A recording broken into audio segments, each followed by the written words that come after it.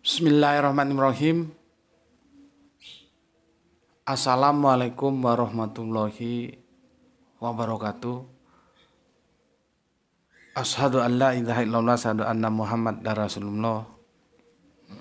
Allahumma sholli ala sayyidina Muhammad wa ala ali sayyidina Muhammad. Kama sholaita ala sayyidina Ibrahim wa ala ali sayyidina Ibrahim bil alamina innaka Hamidum Majid. Bismillahirrahmanirrahim.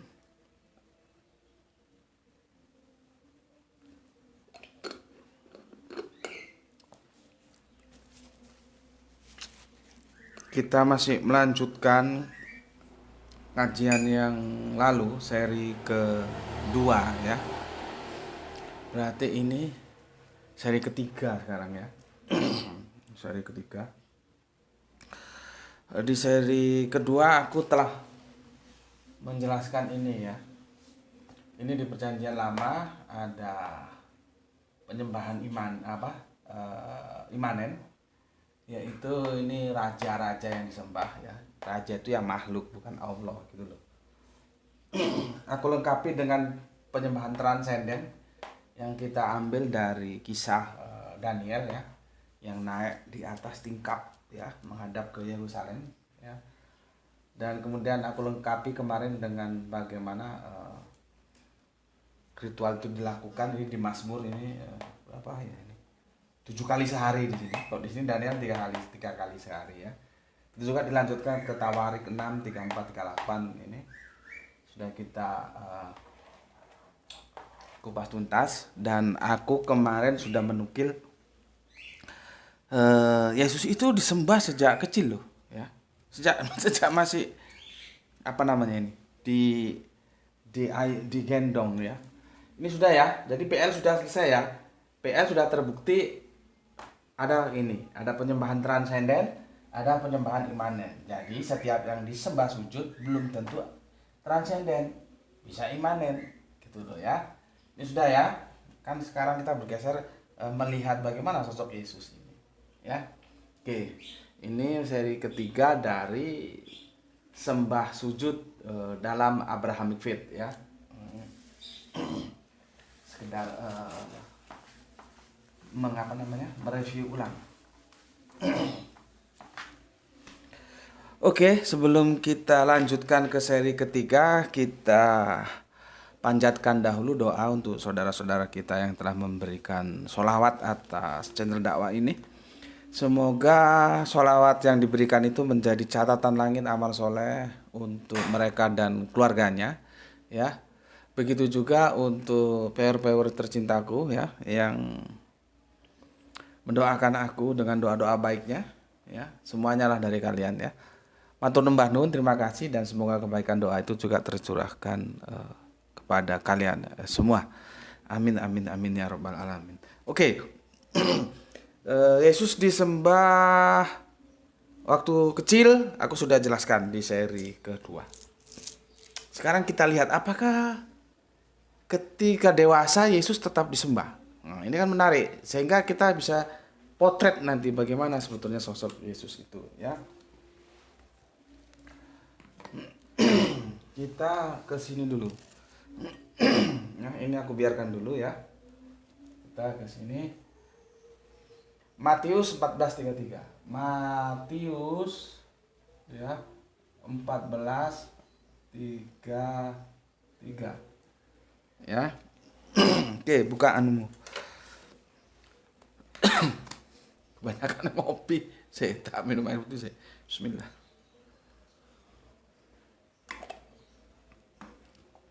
Buka Bibelmu. Matius 14:33 ya. Kita lihat. Aku baca di sini ya, kamu cek di situ. Duh, masih nggak hilang juga ini. Matius 14:33.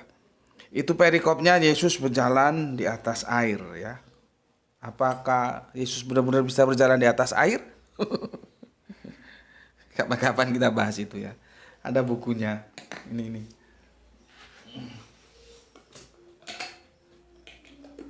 Di sini dia dijelaskan. Apakah Yesus itu benar-benar berjalan di atas air? Nah, ya untuk sementara ya sudahlah, kita anggap itu mukjizat gitu aja ya. Tidak dalam konteks pembicaraan kita sekarang ini.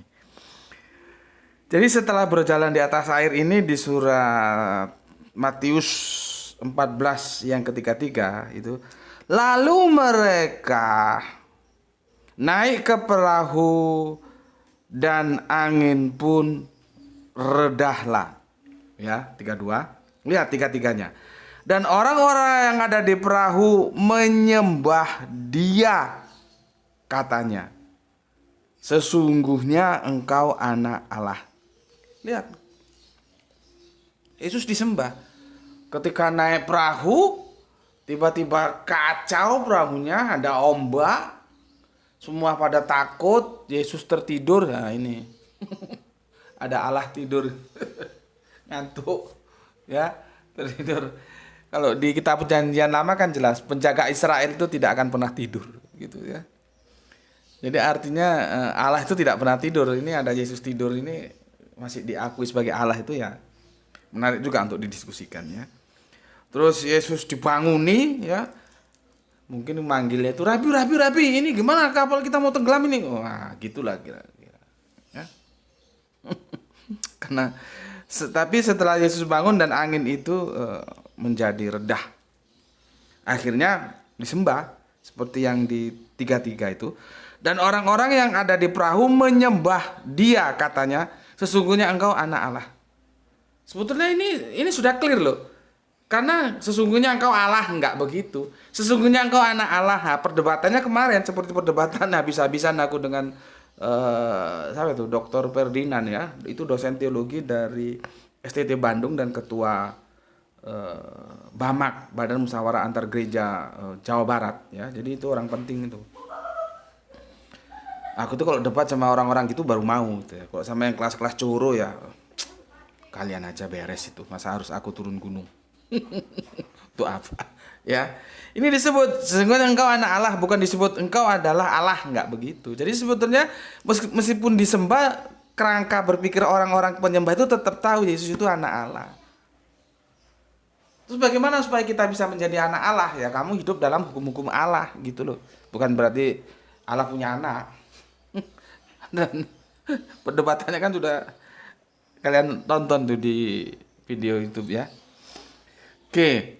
Jadi di sini Yesus disembah. Ini Yesus sudah dewasa loh ya. Terus di 15:25. Apa ya? Oh, tetap Matius. Matius tetap ya. 15:25. Ya. Matius 15:25. Kita santai-santai aja ya supaya gampang kalian ikuti nanti.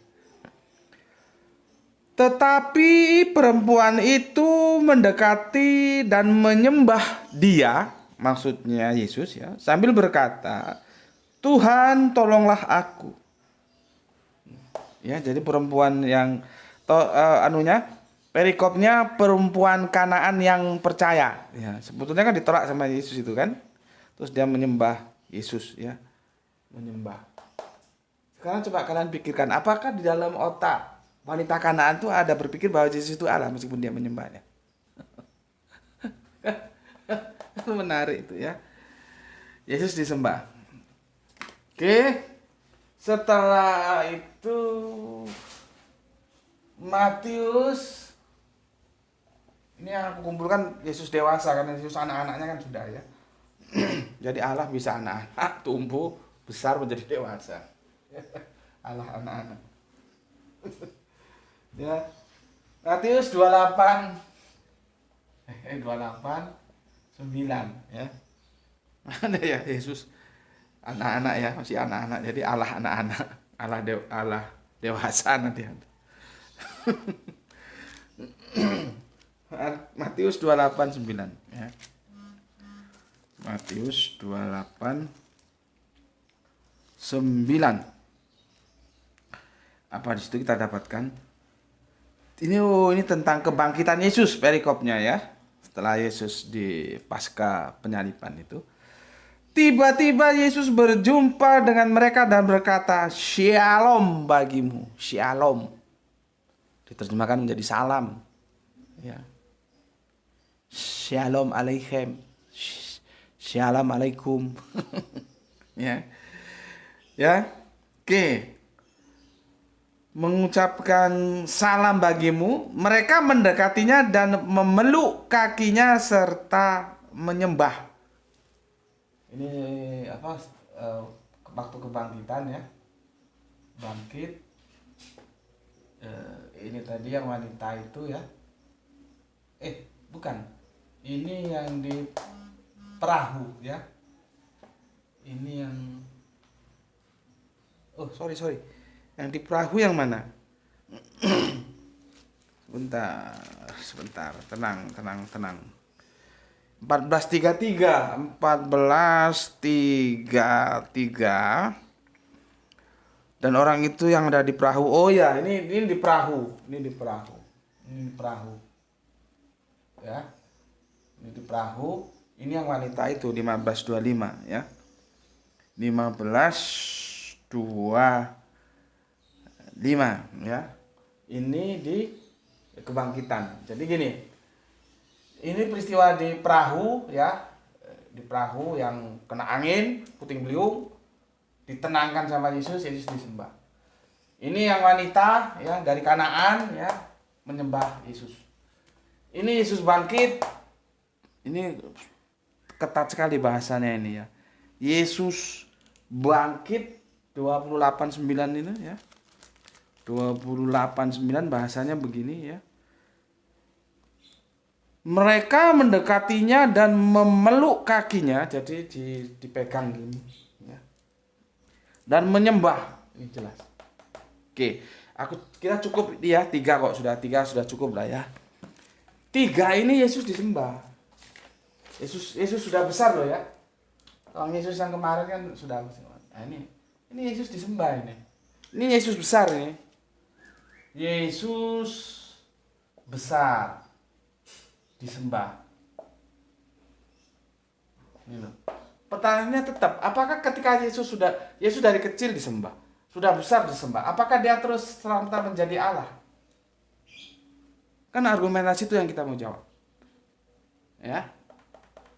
Sekarang kita buktikan bahwa tidak yang disembah itu serta-merta Allah.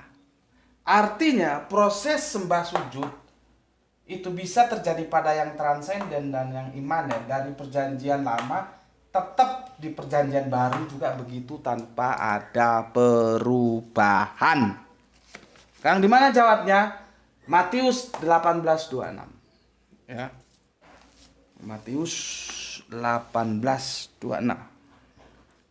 Buka. Buka kitabmu ya, Matius 18:26 ya. 26.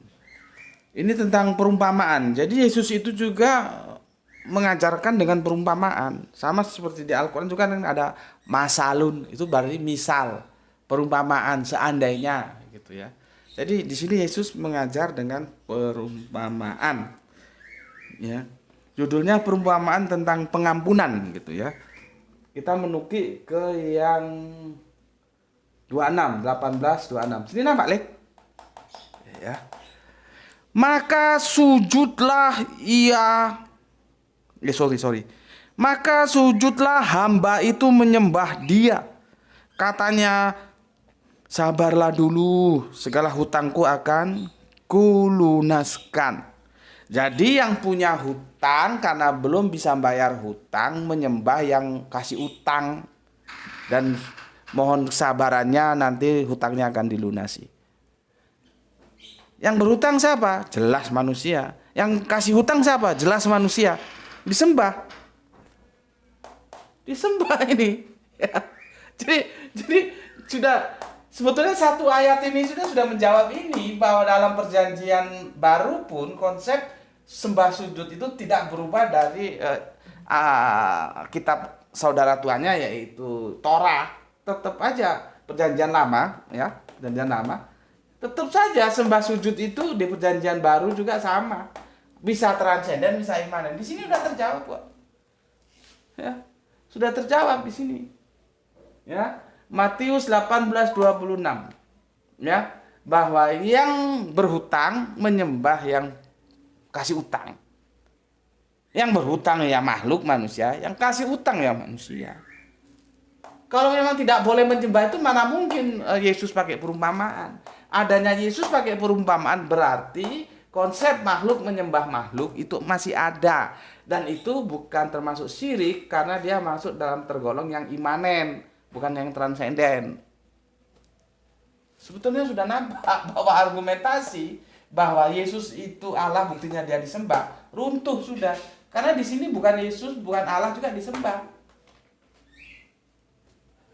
Sebetulnya kalau di sini sudah selesai sebetulnya, ya. Tapi nggak apa-apa, kita tuntaskan, Belum 30 kan, Leh? Oke, tenang aja, masih ada waktu ya. Sekarang ke Kisah Para Rasul 10:25 ya. Ini sudah ya. Kisah Para Rasul 10:25. Kisah Para Rasul 10:25. Kisah Para Rasul. Ini seru ini. Kalau ini diperdebatkan di apa namanya? Di darat bukan di udara, ini menarik ini ya. Begini. Ketika Petrus masuk, datanglah Kornelius menyambutnya dan sambil tersungkur di depan kakinya, ia menyembah Petrus. Dan ayat memang sengaja aku potong di situ. Jadi kamu nggak perlu mengajukan ayat yang 26, kan aku sudah baca. Ya, itu asik kok diperdebatkan di sini. Ini nanti hampir sama dengan bagaimana kita memperdebatkan tentang Thomas yang aku bilang di seri yang kemarin. Ya. Itu kan begitu, diperspektifkan sama teman-teman Kristen. Oh, lihat itu apa kata Thomas. Ya Allahku, ya Tuhanku gitu. Lah kok dari sekian banyak manusia kok yang mengaku Yesus itu Allah kok cuma Thomas, kalau memang itu benar. Bukan Yesus. Yesus itu dalam kerangka berpikir seperti yang dipahami Thomas itu sudah meninggal. Tiba-tiba hadir utuh di depan matanya. Ya naturalim banget, dia kaget. Seperti dulu mamaku kalau aku nggak kasih kabar, kalau dulu belum ada handphone ya, masih pakai surat. Tiba-tiba aku pulang ya dari kuliah karena ada libur, pulang gitu aja. Sore itu ketika aku masuk rumah, mamaku lagi nyapu, almarhum mamaku itu kan sukanya nyapu di halaman itu. Langsung kaget ada aku. La ilaha illallah, awakmu mulai tole. Kamu pulang. La ilaha illallah gitu. Itu bukan berarti aku itu jadi Allah. Mamaku kaget karena tidak aku kasih tahu. Gitu loh. Benaknya dalam kerangka berpikir mamaku, anaknya masih di tanah seberang. Masih kuliah. Tiba-tiba hadir di depan matanya. Maka menyebut nama Allah. Begitu juga Thomas. Dalam benak kesadarannya, Kanjeng Nabi Isa yang mereka sebut Yesus itu sudah wassalam, sudah selesai kan. Proses penyaliban itu sudah meninggal. Tiba-tiba hadir di depan matanya. Ya kaget dia. Jadi bukan berarti Yesus itu terus Allah. Seperti tadi kan, tidak mungkin lah kalau Yesus itu Allah, cuman Thomas saja yang pernah manggil dia Allah. Ya. Petrus yang lebih top daripada Thomas mau nggak pernah. Petrus selalu manggilnya anak Allah, bukan Allah. Ya. Nah, di KPR 10:25 ini ya, itu disembah, si Cornelius menyembah si Pak Petrus ya. Yang ayat 26 sengaja aku gantung, bukan aku nggak ngerti, bukan aku nggak baca, nggak usah khawatir. Memang aku gantung. Ini perdebatannya seru di sini. Ya. Oke. Ya. Oke. Jadi nggak usah ngomong, oh itu bacanya kurang tuntas sampai ke bawah. Enggak, memang aku gantung. Sekarang ke Wahyu 228, paling belakang. Buka suratnya. Wahyu ya, 228. Ya. Ini siapa ini? Petrus ya. Petrus disembah Cornelius. Ya.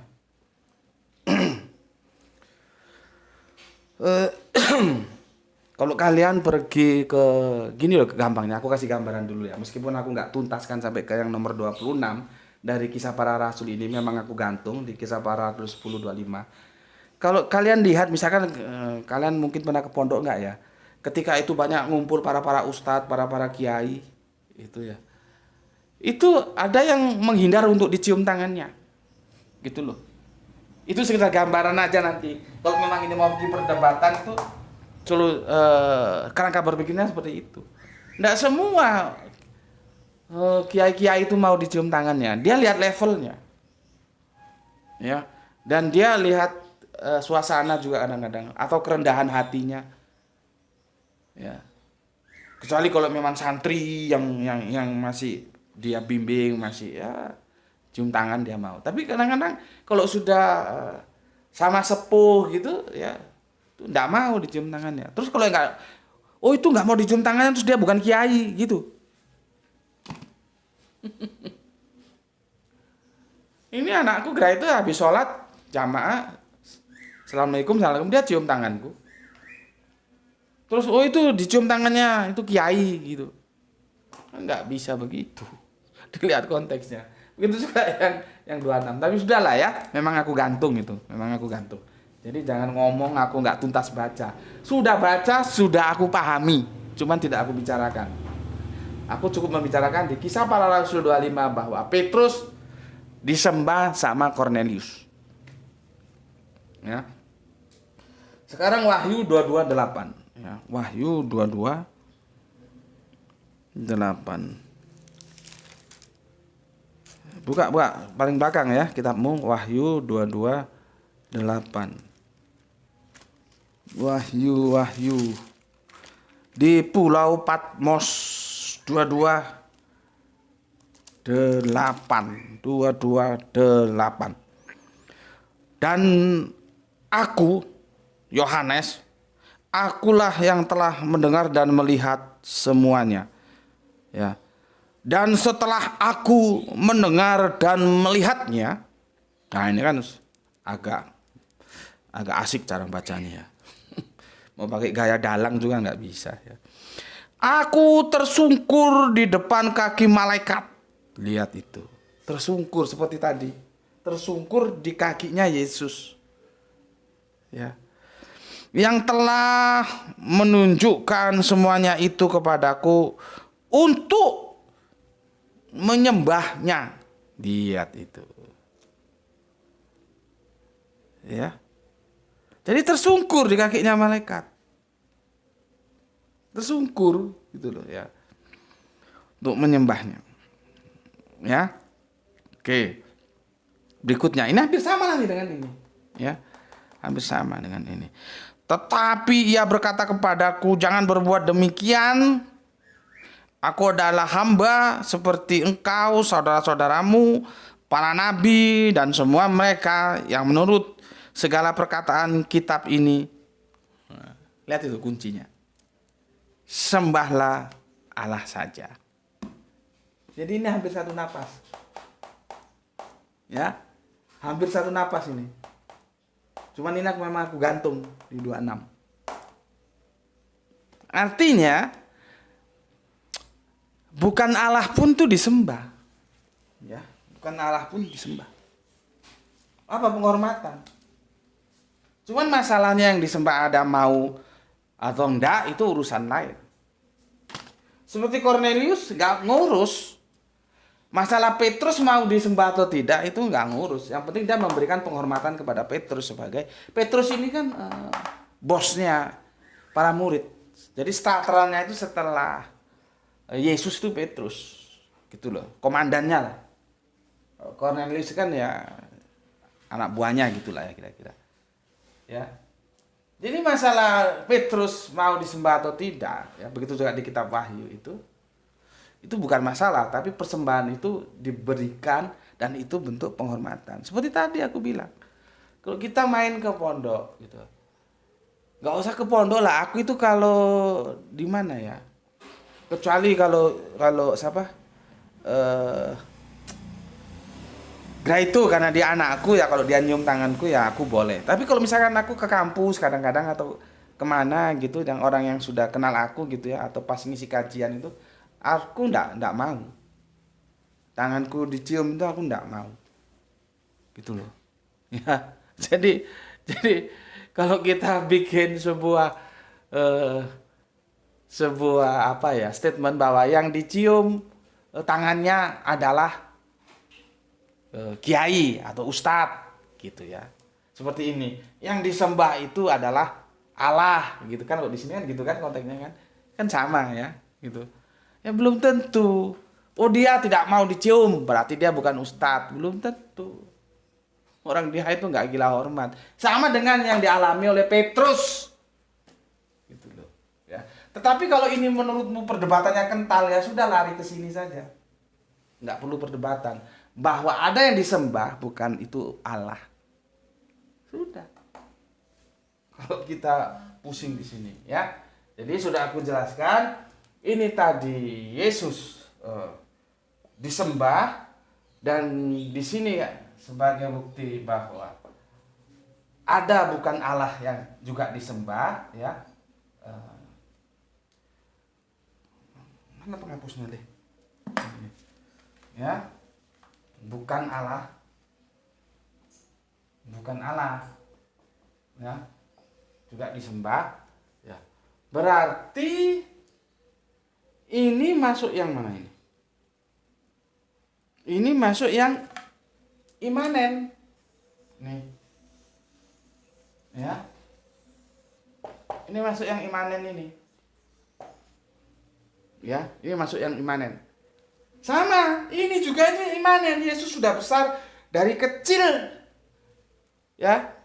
Jadi kalau misalkan masih ngotot, tanya sama orang Majusi seharusnya. Hai Majas, Majas. Hai Majus, siapa sih Yesus itu dalam benak kalian? Dia Allah bukan gitu loh, tanya no. Karena yang paling tahu siapa Yesus itu sebetulnya bukan orang Israel justru, tapi orang Majus. Ya. Dan mereka tidak pernah bilang Yesus itu Allah. Yang dia bilang Yesus itu adalah raja. Gitu loh. Sama dengan ini yang sudah aku hapus ya. Raja itu disembah. Tapi tidak serta-merta jadi Allah. Ya. Jadi terbantahkan sudah sebuah statement, oh yang disembah itu pasti Allah. Belum tentu. Di Perjanjian Lama juga ada yang disembah bukan Allah, yaitu di Matius 18:26. Di Kisah Para Rasul 10:25, di Wahyu 22:8. Kalau ini debat tebel di antara kita, ini perdebatannya tinggi, ya sudah masuk ke sini saja. Ini sudah menyelesaikan masalah. Tapi kalau kurang di sini, kita mau habis-habisan di sini. Karena nanti di kitab Wahyu 22:8 ini dikunci bahwa kita disuruh menyembah Allah, bukan menyembah Yesus. Teksnya jelas.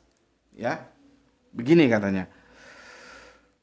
Yang ke-9 ya. Tetapi ia berkata kepadaku, jangan berbuat demikian. Aku adalah hamba, sama seperti engkau dan saudara-saudaramu, para nabi dan semua mereka yang menuruti segala perkataan nabi ini. Sembahlah Allah. Jadi disuruh nyembah Allah, nggak disuruh nyembah Yesus. Karena ini dalam artian yang dia maksud itu ini loh, transenden ini loh. Jadi kalau Yesus pun disembah, ya dia pantas karena dia rabi. Dia orang yang dihormati.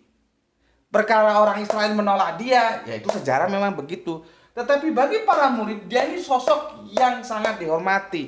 Dia adalah makhluk yang diangkat, dimuliakan oleh Bapa untuk menjadi roh, pembimbing, guru bagi mereka. Jadi pantas kalau dihormati. Gitu loh. Pantas kalau disembah. Gitu loh. Kerangka berpikirnya begitu supaya kalian paham. Jadi jangan, oh kalau di Perjanjian Lama itu tidak boleh makhluk disembah makhluk. Cari sopo lagi. Ya, jadi kita lihat konteksnya, ya. Dibawa ke sini kita berdebat, oke, kita berdebat, tetapi kuncinya kita disuruh nyembah Allah, bukan nyembah Yesus. Ya. Oke. Itu sudah aku selesaikan, ya. Sekarang kita ini rame juga di sini, ya. Nah, ini kalau kamu bisa tambahkan, nanti ada di Wahyu 13:8 itu nyembah binatang dari laut justru. Ya. Nanti makanya yang disembah tuh ojo kesusu, yang disembah itu terus Allah gitu. Karena binatang juga disembah. Di mana ya? Lihat di sini masih nampak, Le. Ini namanya ini Wahyu, nampak? Wahyu ya, kitab Wahyu ini tambahan aja ini ya. 13:8 dan 13:12. Wahyu 13:8 plus 12. Ini binatang disembah, ini binatang ini disembah. Coba. Terus katanya yang disembah itu hanyalah, kacau pemahamannya kalau begitu. Kalau tidak di breakdown menjadi ada yang transenden, ada yang imanen. Gitu ya. Oke, paham di sini ya. Nah, sekarang kita masuk ke polemik Matius 4:10. Ya. Ini udah ya, aku hapus ya. Aku hapus ya. Nanti kalau kalian screenshot lah ya. Aku hapus karena aku mau ke Matius 4:10.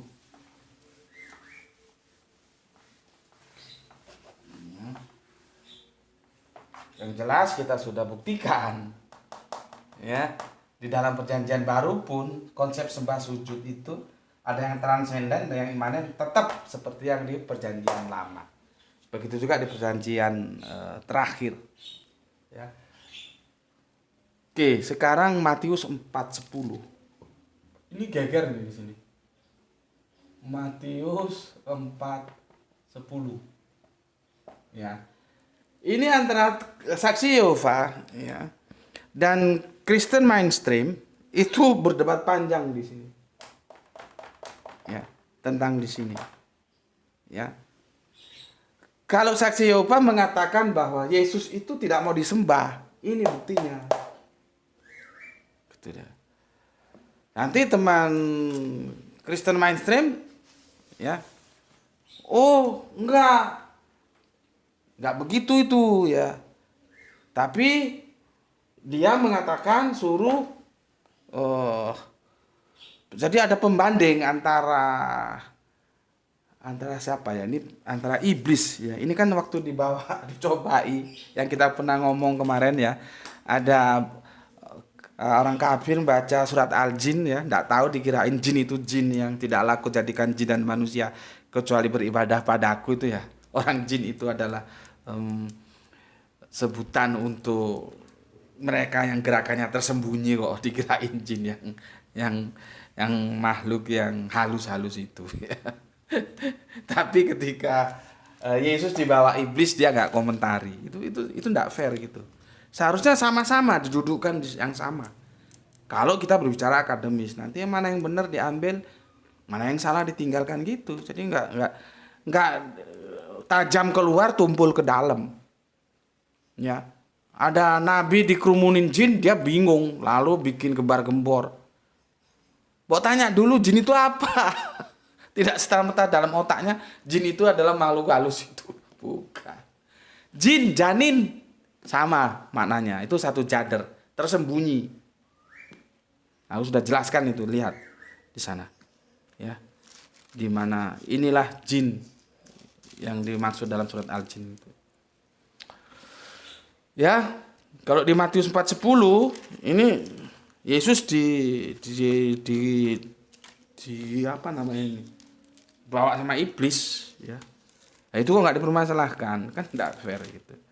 Ya. Judulnya itu pencobaan di padang gurun. Ini nggak apa-apa ya, aku bacakan sedikit ya, karena kalau nggak gitu nggak ngerti maksudnya nanti kalian. Udah berapa leh? Oke, sebentar Bapak ngebut ini supaya cepat selesai. Percobaan di padang gurun. Maka Yesus dibawa oleh roh padang gurun untuk dicobai iblis. Ya, bayangkan, dicobai iblis, Tuhan dicobai iblis coba. Ya. Dan setelah berpuasa 40 hari 40 malam akhirnya lapar oleh Yesus. Lalu datanglah si pencoba itu dan berkata kepadanya, "Jika engkau anak Allah, perintahkanlah supaya batu-batu ini menjadi roti." Tetapi Yesus menjawab, "Ada tertulis manusia hidup bukan dari roti saja, tetapi dari setiap firman yang keluar dari mulut Allah."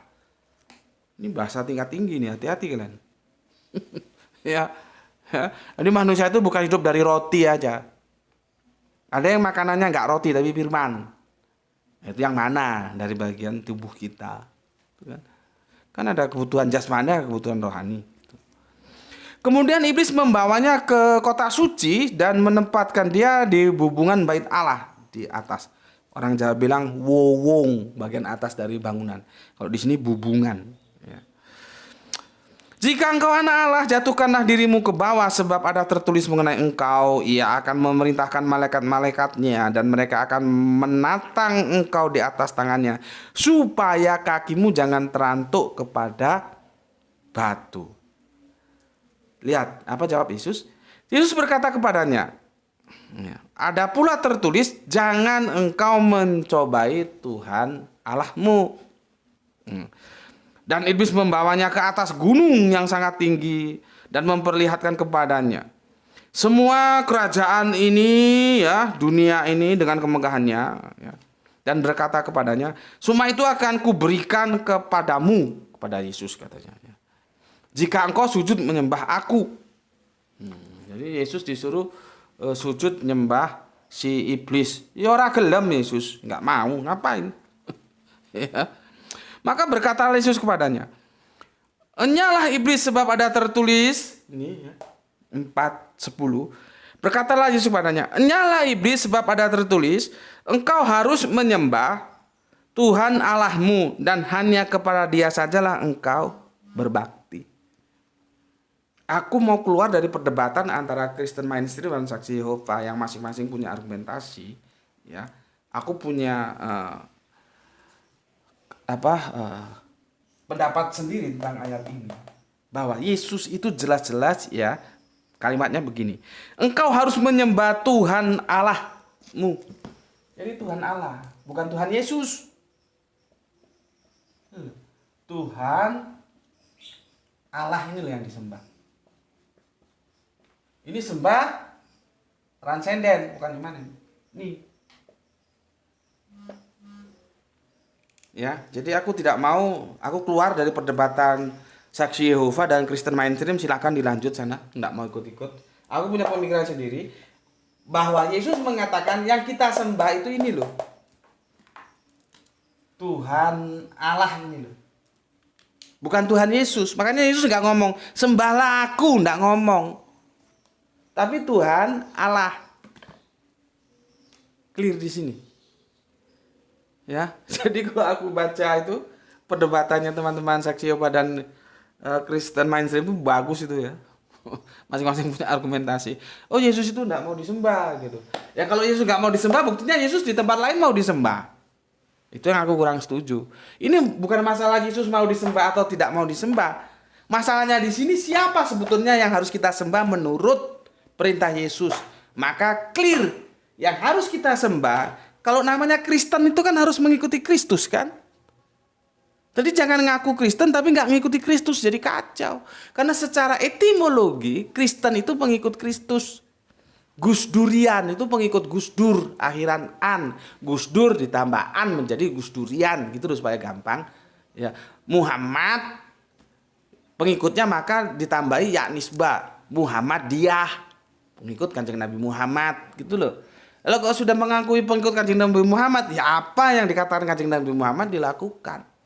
Kalau sudah mengatakan Gusdurian, ya semua pemikiran Gusdur diikuti karena dia pengikut Gusdur. Begitu juga kalau sudah ngaku Kristen, maka apa ucapan Kristus ya harusnya diikuti, jangan justru bikin aturan sendiri. Apa kata Yesus di sini? Yesus bilang Tuhan Allah yang disembah. Itu loh. Jadi yang disembah itu Tuhan Allah. bukan Tuhan Yesus. Aku sudah jelaskan belum ya, bahwa Tuhan itu ya Tuhan itu. Ya, lihat videonya yang masih pure yang junior tanya sama yang senior ya. Ada video yang menjelaskan bahwa kata Tuhan itu aslinya nggak ada, dia berasal dari kata Tuhan. Ya. Bismillahirrahmanirrahim. Clear ya, sudah clear ya. Di sini aku kira sudah cukup. Jadi sudah kita jawab bahwa Yesus tetap saja tidak bisa dipaksakan menjadi Allah dengan argumentasi tuh Yesus disembah. Karena apa? Bukan Yesus pun juga disembah. Ya, tidak bisa ya, sudah runtuh itu argumentasi itu ya. Memang Yesus bukan Allah gitu. Ya, tapi bagi teman-teman yang ini kan kerangka berpikir akademis, bagi teman-teman yang tetap bersikukuh dalam kerangka dogma yang dia terima dan Yesus itu Allah ya kita harus hormati. Ya silahkan, tidak ada masalah. Tapi kita yang berpikir secara kerangka berpikir akademis, kalau berbicara agama itu, berbicara teologis itu ya kitab suci. Dan kitab suci tidak pernah mengatakan Yesus Allah. Siapa yang disembah Yesus, maka Yesus menyembah kita Tuhan Allah, bukan Tuhan Yesus yang disembah. Clear kan? Oke, ini clear ya, dan aku anggap ini sudah selesai. Ini seri ketiga lah ya. Jadi nanti dalam satu playlist itu yang ini judulnya sama, ini ada 3 seri supaya kalian nggak bingung. Nanti yang awal tentang mendekonstruksi surat Ali Imran itu nanti itu seri pertama. Nanti aku tutup itu sebagai penutupnya, itu nanti seri kedua. Jadi jangan bingung ya, karena judulnya kan sudah aku pisah di situ. Kok ini ada seri 1, seri 2, lihat judulnya ya. Oke, jadi dengan ini semua teman-teman Islam semoga bisa paham, teman-teman Kristen juga bisa saling mengerti. Soal diterima atau tidak itu kan ke kalian masing-masing ya. Kita sudah membicarakannya secara hormat, secara baik, secara nalar yang sehat, yang jelas, yang itu Alkitabiah. Aku kan tidak pernah keluar dari ini, selalu di sini kan, karena aku tidak berani keluar dari sini ya. Aku ucapkan terima kasih semuanya ya. Jadi sudah aku jelaskan, tinggal kita besok melanjutkan. Nanti itu satu tarikan napas antara dekonstruksi surat Ali Imran surat 381 dan sembah sujud dalam Abrahamic faith ya. Makanya kalau kajian di sini tuh dia keluar masuk ya, perjanjian lama, perjanjian baru, perjanjian terakhir, perjanjian lama, perjanjian baru, perjanjian terakhir ya, masuk. Jadi harus kalian siap-siap. Itu dari aku ya. Selamat, ini sudah senja ini ya. Sudah senja, selamat senja, mempersiapkan diri sebentar lagi masuk adzan maghrib ya. Kalau ada langgar di sekitarmu ya penuhilah langgar-langgar itu dengan kehadiranmu. Karena aku memahaminya begini, sholat itu perintah dan jamaah itu juga perintah. Itu tidak menjadi satu, itu 2 yang berbeda. Jadi kalau kamu sholat saja tapi di rumah, itu kamu hanya memenuhi perintah sholat. Tapi pemerintah berjamaah tidak kamu penuhi. Tetapi kalau kamu sholat kelanggar berjamaah berarti dua-duanya kamu penuhi. Ini khusus yang laki ini, yang perempuan pura-pura nggak dengar nggak apa-apa. Karena perempuan itu juga debatable. Ada yang monggo silahkan boleh berjamaah ke masjid ya monggo. Oh di rumah saja ya monggo. Terserah ambil baiknya yang mana. Ya. Persiapkan diri ya, kita akan melaksanakan sholat maghrib sebentar lagi ya. Ini mendung juga ini, makanya alhamdulillah dikasih lampu oleh saudara kita dari Jogja ini ya, dari PWR Jogja. Jadi agak bisa terbantu. Begitu juga untuk semuanya PWR-PWRku, Anda setuju ambil, Anda tidak setuju silahkan skip. Jadi nggak ada masalah ya. Bismillahirrahmanirrahim. Alhamdulillahirabbil alamin.